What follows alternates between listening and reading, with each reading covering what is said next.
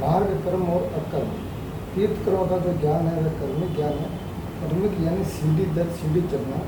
जैसे जैसे परिधेय काम करते जाते हैं वैसे वैसे मोक्ष के निकट पहुँचता है, वह भी लंबे अरसे के बाद। और ये अकर्म विज्ञान क्या है? सीढ़ियाँ नहीं चलनी है, लिफ्ट में बैठ जाना है और बाहर भी मंदिर पर चढ़ जाना है, ऐसे ये लिफ्ट मार्ग निकला है।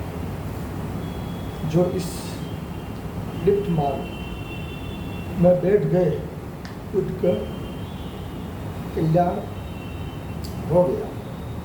मैं तो निमित्त हूँ, इस लिफ्ट में जो बैठ गए उनका हल निकल आया था, आया ना, हल तो निकालना ही होगा ना।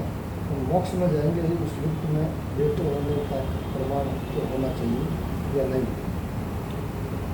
उसका प्रमाण यानी क्रोध, मान, माया, लोभ नहीं, क्रोध, आर्थ ज्ञान, रौद्र ज्ञान नहीं, क्रोध तो पूर्ण काम हो गया। जो मुझे मिला वही पाप। ये मार्ग इतना आसान है तो फिर क्या अधिकार पात्रता जैसे उसे देखना ही नहीं। हर किसी के लिए ये संभव है। लोग जब मुझसे पूछते हैं क्या मैं अधिकारी पात्र हूँ, तब मैं कहता हूँ मुझे मिला इसीलिए तो अधिकारी है। ये मिलना वह तो साइंटिफिक सर्कमस्टेंशियल एविडेंस है। इसके पीछे इसीलिए हमें जो कोई व्यक्ति मिलता है उसे अधिकारी माना जाता है। जो नहीं मिला वह अधिकारी नहीं है। वह किस आधार पर मिलता है वह अधिकारी है, इसी आधार पर मुझसे मिलता है। मुझसे मिलने पर भी यदि उसे प्राप्ति नहीं होती तो फिर उसको अत्राय कर्म बांधक है। कर्म में करना और कर्म में। एक भाई ने एक बार प्रश्न किया कि कर्म और अकर्म में क्या फर्क है। तब मैंने बताया कि कर्म अर्थात सभी कहते हैं कि ये उल्टा गलत छोड़ो, सीधा सही करो, सभी ये कहते रहते हैं बार बार। वह है कर्मिक मार्ग। कर्म अर्थात सभी कुछ छोड़ने को कहते हैं। ये कपट लोग छोड़ो और अच्छा करो, यानी यही आपने देखा है ना अभी तक। और ये अकर्म अर्थात करना नहीं है।